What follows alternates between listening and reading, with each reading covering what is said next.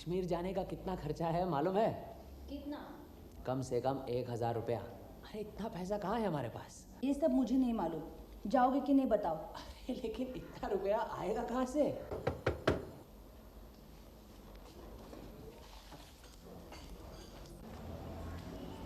कहिए। मुझे सत्यन्वेषी व्योमकेश बख्शी से मिलना है।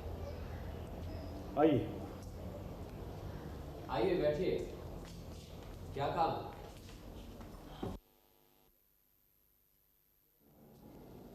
ये रही आपकी फीस।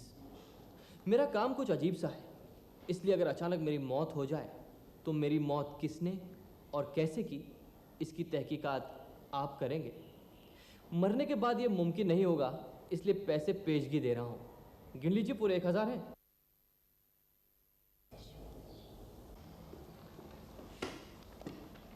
आपसे कुछ सवाल करूंगा, लेकिन आपका काम करूंगा या नहीं ये आपके जवाब पर निर्भर है। तब तक ये नोटों की गड्डी यहीं पर रहने देते हैं।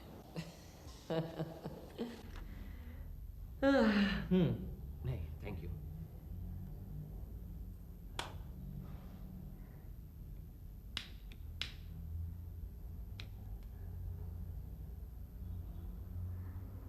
हाँ, पूछिए सवाल। आपके सारे सवालों का जवाब शायद मैं ना भी दूं, मगर काम आप मेरा जरूर करेंगे। आपका नाम क्या है? ओह सॉरी, मैंने अपना नाम नहीं बताया अभी तक। सत्यकाम, सत्यकाम दास नाम है मेरा। सत्यकाम? हाँ, जैसे आप सत्यन्वेषी, वैसे मैं सत्यकाम। पहले तो कभी सुना नहीं। आपका उपनाम तो नहीं है? जी नहीं, ये मेरा असली नाम है। अच्छा, कहाँ रहते हैं? पता क्या है? यहीं कलकत्ता में 33/34 एमहर स्ट्रीट। क्या काम करते हैं? कुछ नहीं। पढ़ते हैं क्या? पढ़ता था कभी, अब तो सब छोड़ छाड़ दिया। लेकिन कुछ तो करते होंगे। कपड़े से तो ऐसा लगता है कि अच्छे खाते पीते घराने के हो। ठीक कहा आपने, खाता पीता घराना। धर्मतला स्ट्रीट पर आपने सुचित्रा एम्पोरियम का नाम जरूर सुना होगा। हाँ सुना है, बड़ा डिपार्टमेंटल स्टोर है। सुचित्रा एम्पोरियम में मैं भागीदार हूँ। भागीदार? दूसरे भागीदार कौन है? दूसरे नहीं, सिर्फ एक। उषा नाथ नाम के एक आदमी है, मेरे पिताजी। ये एम्पोरियम तो काफी दिनों से है। हाँ, मेरी माँ के पिताजी ने इस एम्पोरियम की स्थापना की थी। फिर मेरे पिताजी इसमें भागीदार बन गए। फिर मेरे नाना के मरने के बाद मैं इसमें भागीदार बन गया। मेरी माँ मेरे नाना की इकलौती संतान थी और मैं मेरी माँ की। समझा। आप शराब पीते हैं? क्यों, बू आ रही है क्या? आपकी उम्र क्या होगी? 21वां चल रहा है। जन्म की तारीख भी आपको बता देता हूँ, 7 अगस्त 1935। आप क्या कितने दिनों से पी रहे हैं? 14 साल का था तभी से पी रहा हूँ। हाँ, रोज पीते हैं? हाँ, जब मन करता है पी लेते हैं। लगता है आप दोनों इस सुख से वंचित हैं। शराब से जुड़ी हुई दूसरी बुराइयों का भी शौक है आपको? अरे बुराइयां क्यों कह रहे हैं व्योमकेश बाबू? इतनी लोकप्रिय चीज क्या बुरी हो सकती है? हाँ, कितनी लड़कियों को बिगाड़ा है? कभी गिनती नहीं रखी। हाँ। आपने कहा कि आपकी मौत अचानक हो सकती है। क्या आपको डर है कोई आपका खून करेगा? जी। कौन खून कर सकता है? जिन लड़कियों को बिगाड़ा है उनके कोई सगे संबंधी? हो सकता है। किसी पर शक है? शक तो है, मगर नाम नहीं लूंगा। अपनी जान बचाने की भी कोशिश नहीं करेंगे? कोशिश से कोई फायदा नहीं होगा। मेरा ख्याल है मैंने आपके सारे सवालों का जवाब दे दिया है। आज चलता हूँ, रात को एक जरूरी अपॉइंटमेंट है। ये रखिए, गुड नाइट। अपनी लोकप्रियता बढ़ाने जा रहे हैं? जाहिर है। अच्छा, अगर आपका खून हो जाए तो हमें पता कैसे चलेगा? आपको अखबार से पता चल ही जाएगा। वैसे आप खुद भी पूछताछ कर सकते हैं। आपको ज्यादा इंतजार नहीं करना पड़ेगा। 1000 रुपए के लिए परेशान हो गए थे ना, मिल गए ना रुपए? सब ऊपर वाले की मर्जी। चलो कश्मीर जाने की तैयारी करो। कैसे लगा लड़का तुम्हें? अरे इतना बेहुदा और मुंहफट लड़का मैंने आज तक नहीं देखा। मैंने भी। ताज्जुब की बात यह है कि उसे अपनी जान की परवाह नहीं, लेकिन मौत के बाद तहकीकात करवाना चाहता है। कश्मीर जाने की सोच रहे हैं, लेकिन हमारे पास गर्म कपड़े कहाँ हैं? अरे पिछली साल पटना में तो थे ना। वो तो सब भैया के थे, हमारे पास क्या है? वहाँ ठंड कुछ कम थी इसलिए गुजारा हो गया, लेकिन कश्मीर में तो कम से कम 3 मोटे कंबल चाहिए और मेरे लिए ओवरकोट। चलो कल सवेरे ही निकल पड़ते हैं। कहाँ जाओगे?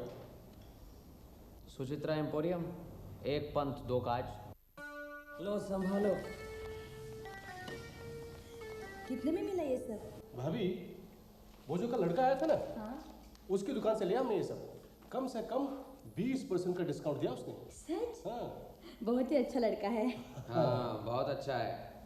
जल्द उसका खून नहीं ना हुआ तो 2 दिन में सुचित्रा एम्पोरियम का दिवाला निकल जाएगा। नहीं, ऐसा मत कहो। जितना मैं उसको खराब समझता था ना, उतना वो है नहीं। चलो उसके घर का मुआयना भी करना है। क्या पता बताया? 33 बाय 34 एमर स्ट्रीट।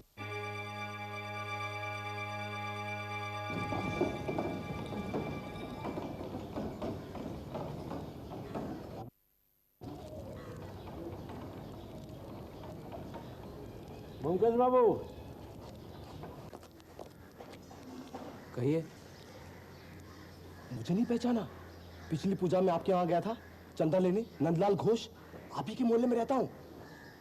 हाँ, हमारे मोहल्ले में रहते हो तो यहाँ इतनी दूर क्या कर रहे हैं? बात यह है सर कि इरादा क्या है? इरादा सर, आप ही को बता रहा हूँ सर, किसी को बोलेगा नहीं।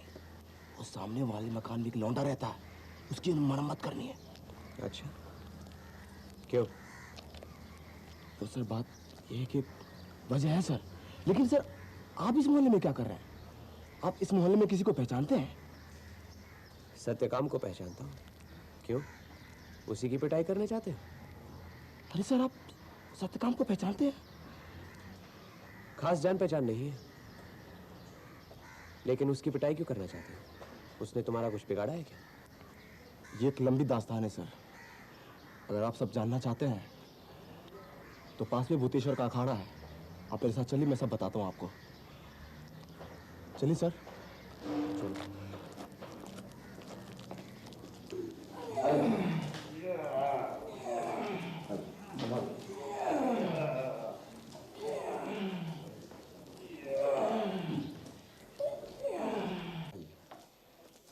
यही हमारे अखाड़े के उस्ताद भूतेश्वर बाग। और भूतेश्वर उस्ताद ये मशहूर जासूस व्योमकेश बख्शी, और आप हैं इन्हीं के दोस्त अजीत बाबू। सत्यकाम को पहचानते हैं? तो तुम पुलिस के आदमी हो और उस लौंडे के सलाहकार? जी नहीं, ना तो मैं पुलिस का आदमी हूँ, ना ही सत्यकाम का सलाहकार। सत्यकाम से जान पहचान तो बस एक ही दिन पुरानी है। हम सिर्फ ये जानना चाहते हैं कि सत्यकाम की पिटाई क्यों की जा रही है। अरे वो लौंडा छटा हुआ बदमाश है। मोहल्ले के शरीफ आदमियों ने शिकायत की है कि वो लड़कियों को छेड़ता है। ये शरीफों का मोहल्ला है, यहाँ गुंडागर्दी नहीं चलेगी। आया समझ में? चलो निकल चलते हैं, कहीं सत्यकाम का बदला हमसे ही न ले लें। देखिए, अगर मोहल्ले का कोई आदमी बदमाशी कर रहा है तो उसे वाजिब सजा देना मोहल्लों वालों का ही काम है। ये काम कोई दूसरा क्यों करेगा? अगर आप लोग समझते हैं कि सत्यकाम को आप लोग अगर आड़े हाथ लेना चाहते हैं तो हमें कोई एतराज नहीं है, लेकिन उल्टा मैं तो यही समझता हूँ कि थोड़ी उसकी धुलाई हो तो शायद संभल भी जाए। लेकिन आप सबसे एक गुजारिश है कि खून खराबा ना करें। तभी तो सर ये जिम्मा मैंने लिया है, ताकि मैं उसकी अच्छी तरह से मरम्मत करूं और खिसक जाऊं। मैं तो इस मोहल्ले का हूं नहीं, इसलिए मुझे कोई पहचानेगा नहीं। भाभी जरा चाय भिजवा देना। वही होता है जो मंजूर खुदा होता है। क्यों, क्या हुआ? कल रात सत्यकाम दास मर गया। हैं? कैसे मर गया? मालूम नहीं, ये सुनो, आज रात करीब आधी रात के बाद धर्मतल्ला की प्रसिद्ध दुकान सुचित्रा एम्पोरियम के मालिक सत्यकाम दास की मृत्यु संदेहजनक अवस्था में हुई। पुलिस तहकीकात कर रही है। उसे सचमुच मालूम था कि वो ज़्यादा देर बचने नहीं वाला, लेकिन इतनी जल्दी। मैं तैयार होता हूँ, अभी निकलना है।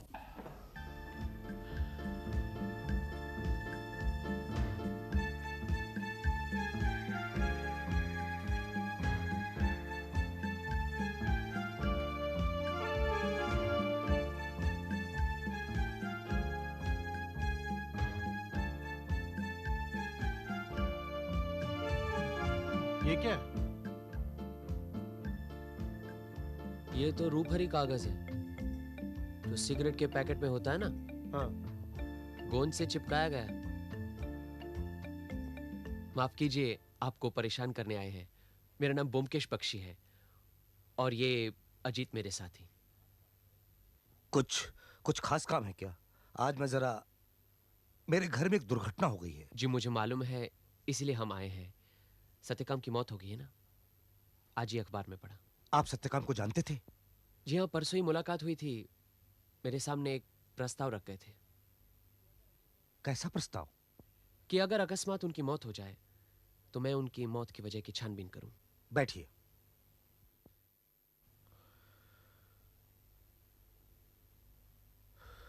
ठीक है, बताइए क्या करना होगा।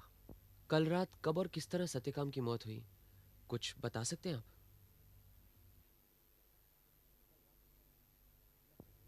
कल रात को मैं लगभग 1 बजे अपने कमरे में सोया हुआ था। अचानक जोर की आवाज से मेरी नींद खुल गई। लगा आवाज दरवाजे के बाहर से आई है और मैं। माफ कीजिएगा, आपके सोने का कमरा कौन सा है? ऊपर वाला कमरा। मैं अपने कमरे में अकेले ही सोता हूँ। मेरी पत्नी बगल के कमरे में सोती है। और सत्यकाम कहाँ सोता था? सत्यकाम तो यही नीचे सोता था, वो दरवाजे के पास वाला कमरा जिसमें ताला लगा हुआ है। ठीक उसके ऊपर ही मेरी पत्नी सोती है। अच्छा, कौन कौन रहता है यहाँ? हम दोनों के अलावा मेरा भतीजा और मेरी भतीजी। कब से है वो? 1 साल पहले उसके पिता गुजर गए। माँ पहले ही चल बसी थी, तब से वो मेरे पास ही रहती है। और कोई है, नौकर वगैरह? हाँ, एक नौकर है, सहदेव। अच्छा, बताइए आगे क्या हुआ? हाँ, आवाज सुनते ही मैं दरवाजा खोलकर बालकनी में गया। नीचे अंधेरा था, कुछ दिखाई नहीं दे रहा था। तभी सहदेव के चीखने पुकारने की आवाज सुनाई दी। मैं दौड़कर नीचे आया, देखा सहदेव ने दरवाजा खोल दिया है। पास ही सत्यकाम औंधा पड़ा हुआ है।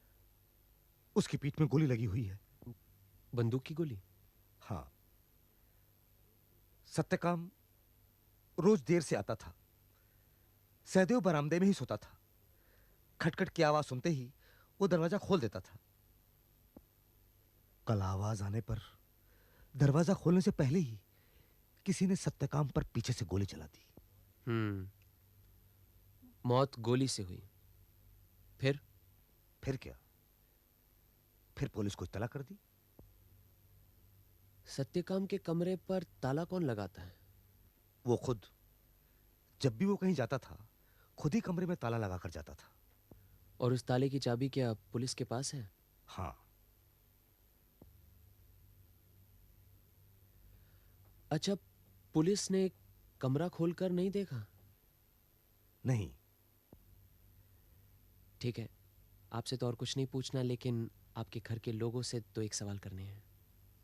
पूछिए, किसको बुलाऊं? आपका नौकर सहदेव घर पर होगा अभी? जी हाँ, बुलाता हूं। सहदेव! तुम कल रात को कहाँ थे?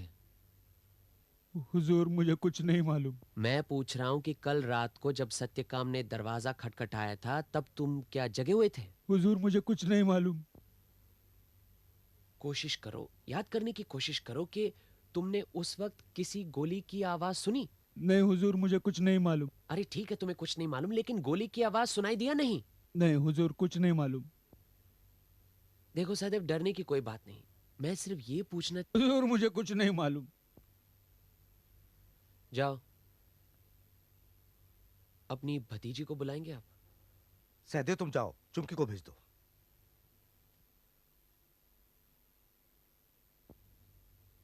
तुम्हारे मामा ने कहा कि तुम 1 साल से यहाँ रह रही हो। पहले कहाँ थी? मानिक तला। लिखाई पढ़ाई करती हो? जी, कॉलेज में पढ़ती हूँ। और तुम्हारे भैया? वो भी कॉलेज में पढ़ते हैं। अच्छा, कल रात तुम्हें कब पता चला? मैं सो रही थी, भैया ने जोर से कमरे का दरवाज़ा खटखटाया और मेरी नींद टूट गई। तुम रात को कमरे का दरवाजा बंद करके सोती हो? हाँ। सोने का कमरा कहाँ है, नीचे या ऊपर? नीचे, पीछे की तरफ, भैया के कमरे के साथ साथ। तुमने कोई बंदूक की आवाज सुनी? नहीं। नींद टूटने के बाद क्या किया? भैया के साथ इसी कमरे में आई, तब मामा टेलीफोन कर रहे थे। और तुम्हारी मामी? मामी यहाँ नहीं थी। ऊपर जाकर देखा, तब अपने कमरे में बेहोश पड़ी थी। अच्छा ठीक है, तुम जाओ।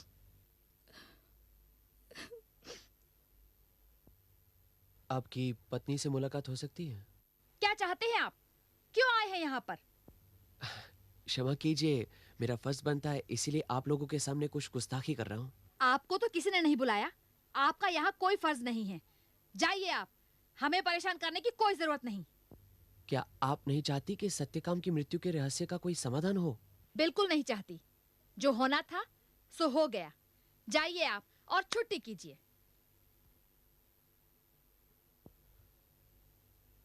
पुत्र शोक में हम जरा परेशान हैं। क्या करें क्या नहीं करें कुछ समझ में नहीं आ रहा है। आप हमें माफ करें। नहीं, कोई बात नहीं। आप एक काम कीजिए कि अपने भतीजे को हमारे यहाँ भेज दीजिए कल। जरूर। आप जरा 1 मिनट बाहर आएंगे? हाँ हाँ, चलिए।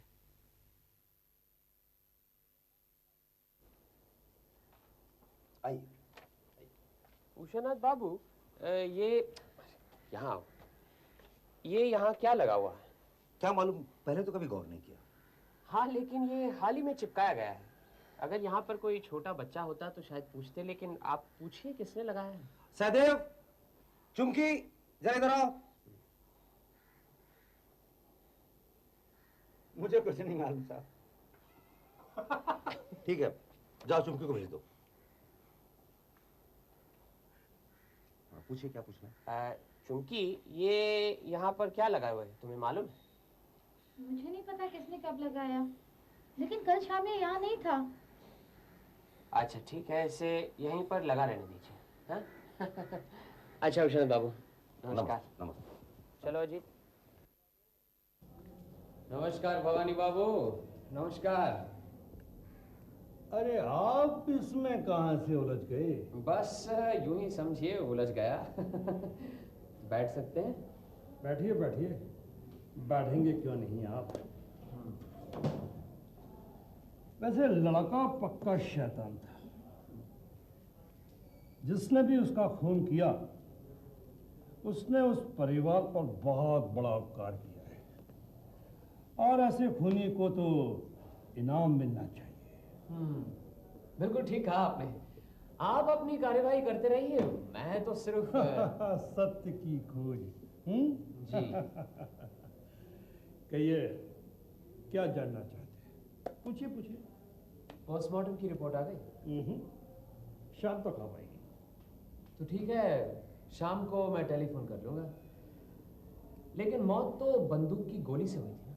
बड़ी बंदूक से नहीं, किसी पिस्तौल या रिवॉल्वर से। गोली पीठ की बाएं तरफ से अंदर घुसी है और शरीर से निकली नहीं। इसका मतलब है वहीं कहीं अटकी पड़ी होगी।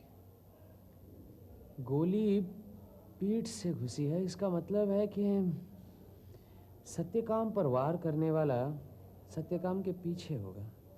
सत्यकाम जैसे उल्लू के बारे में कुछ भी कहना बेकार है। लेकिन जिस वक्त सत्यकाम का खून हुआ वो घर के अंदर था। नौकर की चीख पुकार सुनकर वो और उसका मामा दोनों भागकर दरवाजे पर आए, और ठीक उसी वक्त किसी ने सत्यकाम को पीछे से गोली मार दी। लेकिन गोली मारने वाला लड़का ये नहीं हो सकता। अच्छा, छत से क्या गोली चलाई जा सकती है? बेशक, छत से गोली जब मारी गई होगी तो गोली शरीर से ऊपर से नीचे की तरफ आई होगी, लेकिन यहाँ तो गोली पीछे से सामने की तरफ आई। चिरांचे, घर में कोई नहीं है। क्या कर रहे हो तुम? मुझे ब्योमकेश बाबू से मिलना है, बहुत जरूरी काम है। तुम्हारा जरूरी काम मैं समझता हूँ, चंदा बाद में आके लेना। अब जाओ। मैं चंदा लेने नहीं आया हूँ। फिर क्यों आए हो? कहा ना बहुत जरूरी काम है, मुझे बैठने दो। सत्यकाम का खून हो गया है। बैठो बैठो नंदलाल, तुम्हें सत्यकाम की खबर कैसे मिली? आज सुबह एक दोस्त के घर गया था, उधर ही पता चला कि किसी ने कल रात सत्यकाम का खून कर दिया है। कल शाम को जब आप अखाड़े से चले गए, उसके बाद मैं उधर गया ही नहीं। सर, मुझे इस मौत के बारे में कुछ नहीं मालूम सर। अच्छा, तुम्हारी वो कटारी कहाँ है? कटारी? कटारी तो मैंने फेंक दी सर। सुना है कि उसकी हत्या गोली मारकर की गई है। अच्छा, कटारी से नहीं। अच्छा ये बताओ, उस मोहल्ले में तुम्हारे जान पहचान वालों में से किसी के पास पिस्तौल या रिवॉल्वर है? नहीं सर, और अगर किसी के पास होगी भी तो मुझे मालूम नहीं। हाँ बोल रहा हूँ, बोलो। हाँ रिपोर्ट आ गई है, एक मिनट। हाँ देखो, मौत रात के समय 12 से 2 के बीच में हुई है। और गोली 45 रिवॉल्वर की है। गोली बाई तरफ इसके प्योर के नीचे से घुसकर दिल को चीर कर दाईं तरफ के फेफड़े की तीसरी हड्डी में अटकी हुई है। और गोली की दिशा नीचे से कुछ ऊपर की तरफ है और बाहर से अंदर की तरफ। नहीं नहीं नहीं नहीं, कोई चोट के निशान नहीं है। और कोई चोट के निशान नहीं है? अच्छा, पेट में काफी शराब मिली थी। जी थैंक यू।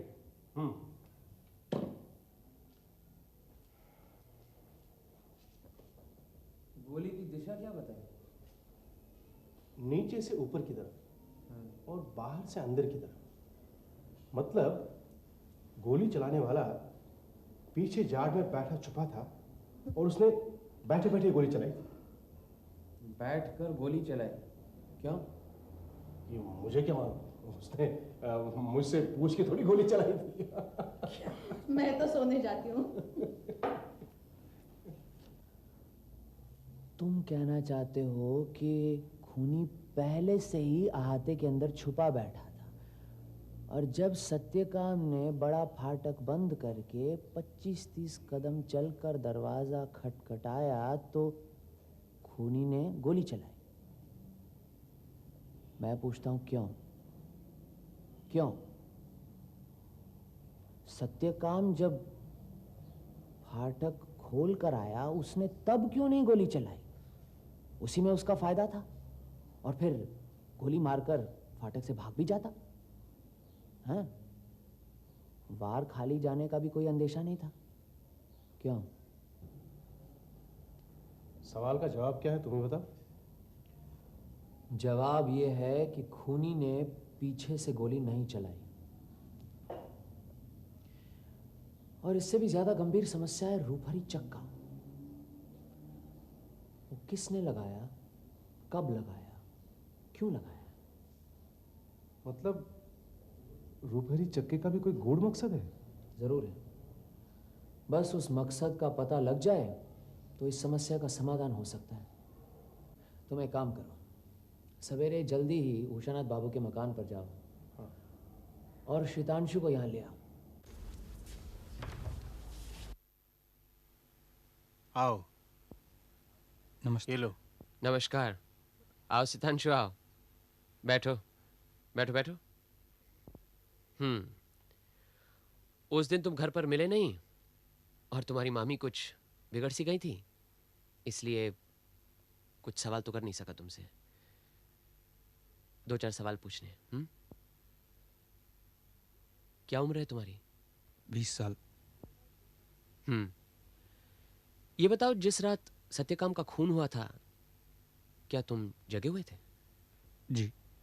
क्या कर रहे थे? तो रात को तुम अपने कमरे का दरवाजा क्या अंदर से बंद करते हो?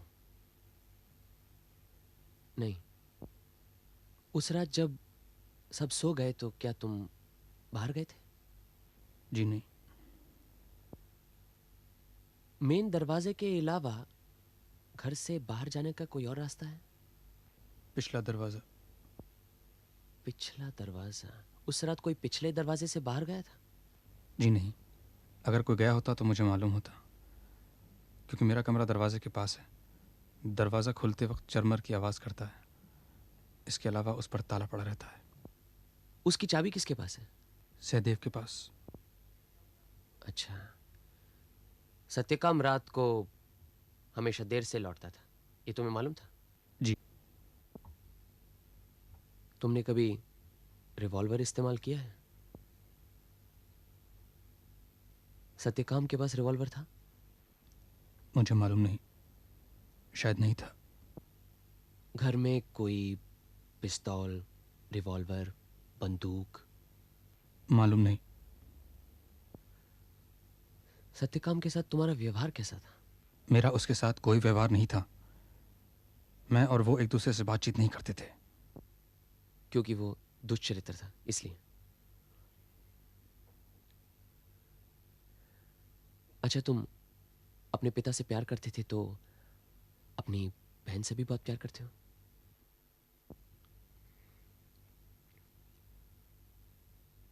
सत्यकाम का खून करने की कभी इच्छा हुई थी? कोई बात नहीं, मैं समझता हूं, लेकिन कभी चेतावनी तो दी होगी? दी थी। मैंने उसे साफ साफ कहा था कि उसने अगर इस किस्म की हरकत घर के अंदर की तो मैं उसे छोड़ूंगा नहीं। घर से तुम्हारा मतलब चुमकी से? अच्छा, उस रात नौकर की चिल्लाहट सुनकर तुमने जाकर क्या देखा? मैंने देखा बाहर सत्यकाम औंधा पड़ा हुआ था।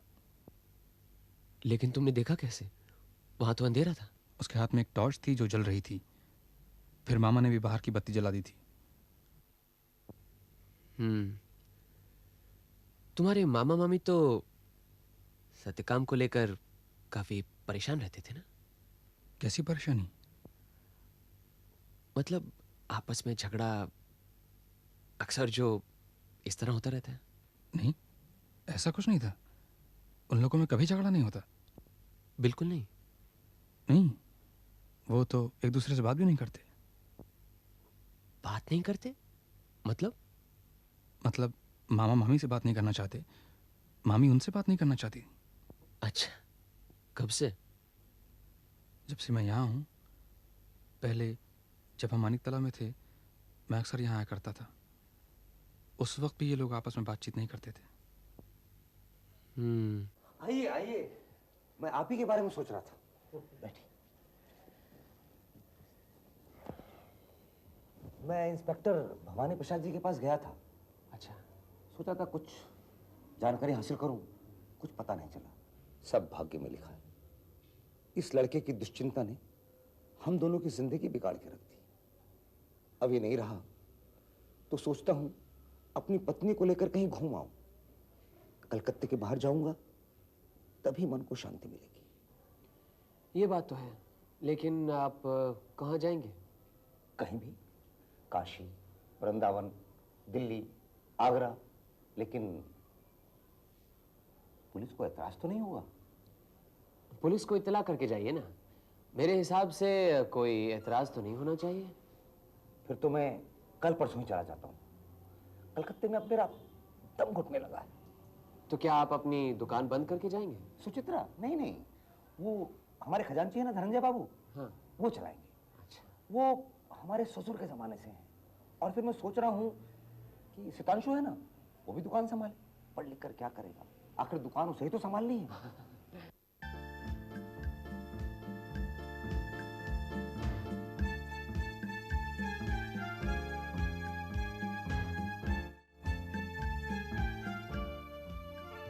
ऐसा करो अजीत, तुम घर जाओ, मैं जरा सुचित्रा एम्पोरियम होता हूँ। वहां क्या करोगे? खजांची धनंजय से मिलाता हूँ। वो तो उशनाथ बाबू के ससुर के जमाने से है वहां। मैं चलता हूँ। क्या बात है, केस सुलझ गया? अब तो कश्मीर चल सकते हैं ना? ये क्या है? प्रीति उपहार, मतलब के प्यार का तोहफा। कैसा तोहफा? अरे 20-25 साल पहले शादी के मौके पर ऐसे छपे हुए उपहार देने का आम रिवाज था। ये वही कागज है, खजांची धनंजय मंडल ने मुझे दिया है। क्या बात है, साफ साफ बताओ ना, कश्मीर घूमने जा सकते हैं या नहीं? पहले ये सुनो। कुमारी सुचित्रा का शुभ विवाह उषा नाथ के साथ। बाद में एक बकवासी कविता, नीचे कविता लिखने वाले का नाम, धनंजय मंडल और सुचित्रा एम्पोरियम के अन्य कर्मचारी, कलकत्ता 17 फरवरी 1935। अरे तो इसमें क्या है, इतना फूले क्यों समा रहे हो? इसी में तो सब कुछ है। सत्यकाम की मौत के रहस्य का समाधान इस कविता में? ओहो मूर्ख हो तुम, इस कविता में नहीं, शादी की तारीख में, 17 फरवरी 1935। कुछ समझे ही नहीं। मेरी बात सुनो, सत्यकाम ने अपने पैदा होने की तारीख बताई थी ना, मालूम है ना? हाँ हाँ बताई थी, लेकिन मुझे याद नहीं। मुझे याद है, तुमने अपनी डायरी में शायद नोट किया होगा, देखो। हाँ हाँ, लेकिन इस तारीख और सन से सत्यकाम की मौत का क्या संबंध है? बहुत बड़ा संबंध है। तारीख देखी? हाँ, 7 अगस्त 1935 लिखा है। उषानाथ की शादी हुई थी 17 फरवरी, सत्यकाम का जन्म हुआ 7 अगस्त, 6 महीने बाद। ये कैसे हो सकता है? नामुमकिन है ना? हाँ नामुमकिन है। तो सत्यकाम उषानाथ का लड़का नहीं है। तो फिर किसका लड़का है? ये मुझे नहीं मालूम। लेकिन इस तारीख और सन से सत्यकाम की मौत का क्या संबंध है भाई? ओहो, सत्यकाम का खून उषानाथ ने किया है। क्या?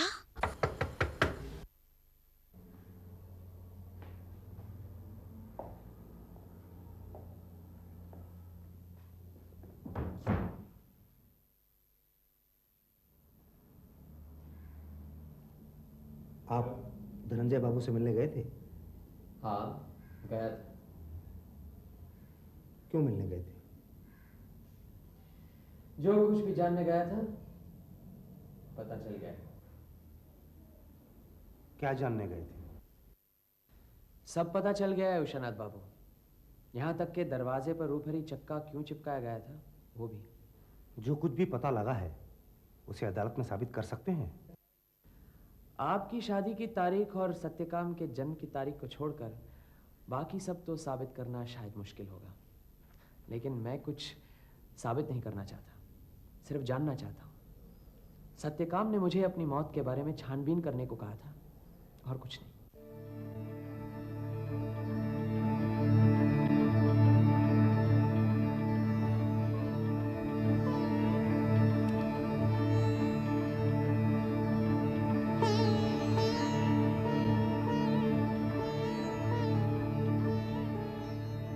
व्योमकेश बाबू, सत्यकाम का खून करना क्यों जरूरी था, आप जानना चाहते हैं?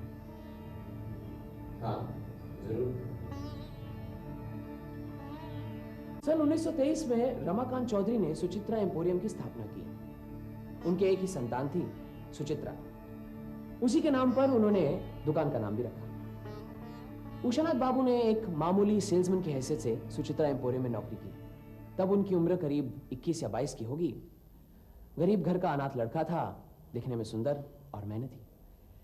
फिर 2 साल नौकरी करने के बाद उषानाथ बाबू की किस्मत खुल गई। एक दिन रमाकांत चौधरी ने उषानाथ को अपने पास बुलाया और कहा कि वो अपनी इकलौती बेटी की शादी उषानाथ से करना चाहते हैं। उषानाथ को तो जैसे धरती पर चांद मिल गया।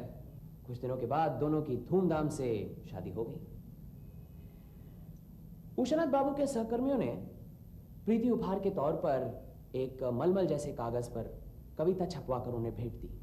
वही कागज आज मुझे खजांची धनंजय मंडल ने दिया।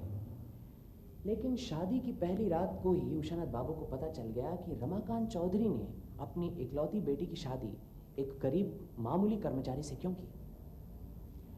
शादी की रात सुचित्रा 3 महीने की गर्भवती थी और पूरी रात उषानाथ बाबू ने कुर्सी पर बिताई। अगले सवेरे और रमाकांत बाबू से जा मिले और कहा कि आपका मकसद पूरा हो गया, अब मुझे छुट्टी दीजिए। लेकिन रमाकांत बाबू भी इस स्थिति के लिए तैयार थे। उन्होंने उषानाथ बाबू से कहा कि उन्हें कोई ऐसी वैसी हरकत नहीं करनी चाहिए जिससे उनका भी मुंह काला हो। बेहतर ये होगा कि वो चुपचाप सब कुछ सह ले, किसी को कुछ पता नहीं चलेगा। साथ में उन्होंने उषानाथ बाबू के हाथ में एक वकालतनामा रख दिया, जिसके मुताबिक सुचित्रा एम्पोरियम में उषानाथ बाबू भी बराबर के हिस्सेदार बने। उन्होंने कहा, आज तो मेरा हुक्म चलता था, अब कल से तुम्हारा भी हुक्म चलेगा। उषानाथ बाबू का सर चकरा गया। किसका नहीं चकरा था? इतनी धन दौलत को वे ठुकरा ना पाए। अब वो अपने ससुराल में ही रहने लगे, लेकिन सुचित्रा के साथ उन्होंने कोई संबंध नहीं रखा। दोनों अलग अलग कमरों में सोते थे। फिर 1 महीने बाद रमाकांत बाबू अपनी बेटी को लेकर विलायत चले गए। कहा, लड़की बीमार है, इलाज के लिए इंग्लैंड जाना जरूरी है। और 1 साल के बाद वो लौटे। सुचित्रा की गोद में अब एक बच्चा था, लेकिन ये कहना मुश्किल था कि वो बच्चा 2 महीने का है या 5 महीने का। अब धीरे धीरे सत्यकाम बड़ा होने लगा। उसकी रगों में किसी धूर्त और दुष्चरित्र बाप का खून था, और वो भी बिल्कुल वैसा ही अपने अज्ञात बाप की तरह निकला, लापरवाह और उज्जड़। जब वो 19 साल का हुआ तो रमाकांत चौधरी चल बसे और सुचित्रा एम्पोरियम का आधा हिस्सा उसे मिला। तब उसे अपने जन्म के रहस्य के बारे में पता चला। वो अपनी माँ और उषानाथ बाबू से नफरत करने लगा और उन्हें खरी खरी सुनाने लगा। लेकिन उसकी मनमानी इतनी बढ़ गई थी कि सुचित्रा एम्पोरियम का दिवाला निकलने की नौबत आ गई थी। और फिर एक अधेड़ उम्र की औरत ने दुकान में चिल्ला चिल्ला कर कहा कि सत्यकाम ने उसकी बेटी की इज्जत लूटी है, वो उसे छोड़ेगी नहीं। तब उषानाथ बाबू ने फैसला कर लिया कि सत्यकाम को रास्ते से हटाना होगा। लेकिन सत्यकाम भी बहुत तेज लड़का था। वो उनका मकसद समझ गया, लेकिन अपने आप को बचा नहीं सका। अगर वो पुलिस के पास जाता तो अपने जन्म का रहस्य खोलना पड़ता। इसीलिए वो मेरे पास आया, लेकिन मुझे भी ये नहीं बता पाया कि कौन उसका खून करना चाहता है। उसे कहना पड़ता ना मुझे कि वो लावारिस है और उसकी माँ उल्टा है। लेकिन वो मुझे अपनी जन्म की तारीख दे बैठा, और यही उसकी मृत्यु रहस्य की चाबी है। जिस रात सत्यकाम का खून हुआ वो दिन शनिवार का था, और शनिवार को सत्यकाम अक्सर देर से लौटता था। उस रात करीब 10:30 बजे जब सारे नौकर खाना खा चुके थे तो उषानाथ बाबू चुपके से नीचे आए और दरवाजे पर एक रूपहरा चक्का चिपकाकर वापस ऊपर चले गए। अपनी बत्ती बुझाई और बालकनी में इंतजार करने लगे। करीब आधे घंटे बाद सत्यकाम आया। फाटक से दरवाजे का रास्ता जो है वो अक्सर अंधेरे में रहता है, इसलिए उन्होंने अपनी टॉर्च चलाई। दरवाजे पर आकर दरवाजा खटखटाया तो देखा कि नीचे चांदी के गोल सा कुछ चमक रहा है। नीचे झुककर देखा और तभी अपनी बालकनी से उषानाथ बाबू ने उन पर गोली चलाई। रिवॉल्वर की गोली सीधा सत्यकाम की पीठ से घुसकर उसकी सीनों की हड्डियों में जा फंसी। वह मुंह के बल वहीं का वहीं गिर पड़ा। टॉर्च जलती की जलती रह गई।